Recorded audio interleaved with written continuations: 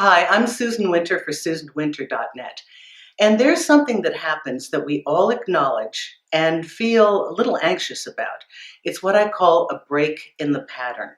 Now, break in the pattern is when we have an established pattern with somebody we're seeing or a person with whom we're involved. Perhaps it's that we used to wake up every morning to a text message, "Hey, how are you doing? I'm thinking about you." Or the call at night, just want to say good night, make sure you're okay. Or it could be that Saturday night is our date night.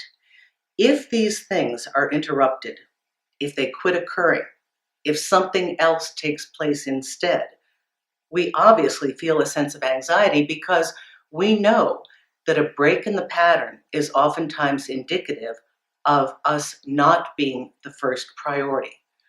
And these things, I think, are most tentative on our way to establishing partnership before we're an actual couple. When we're first dating and getting to know each other, we worry that our partner has shifted their goals or that they're not so into us.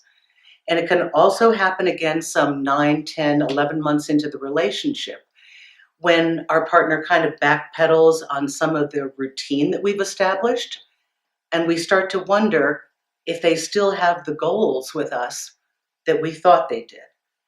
So before you freak out completely and before you complain or before you nag, the best thing you can do is to ask directly without any kind of anger, an open ended question. You might state, I didn't hear from you in the morning, or you're not free on Saturday and we normally get together. Is there something we have to talk about? If you've been in a relationship for 9 months or a year, you may want to review with your partner what your goals are, make a proactive statement, and my goal is to live together and in time create a family. Are those still things that you're thinking of? Are those still your goals? To open up a conversation because we can't assume anything. Sometimes in partnership, our mate feels that their job is done and they stop doing it. The inducement that we have in the beginning, all that lovey dovey behavior. Maybe you used to dress up in lingerie, and now, when your partner comes to your apartment, you're in a t shirt watching Netflix. Maybe you've slacked off and they've slacked off. Maybe they think it's not necessary to text you every morning because they assume that that they're thinking about you.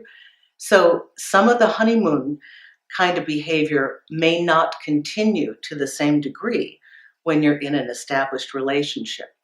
But a break in the pattern is significant and it does need to be addressed because oftentimes it can be a precursor to a shift in attitudes or a shift in goals. So don't be afraid completely if you see one. Don't assume right away there's an ending, but do have an honest discussion with your partner. If you prefer, start with your goals, what you're looking for, and open the conversation for them to speak honestly with you as to their goals. I hope this has helped you. Thank you. I'm Susan Winter for SusanWinter.net.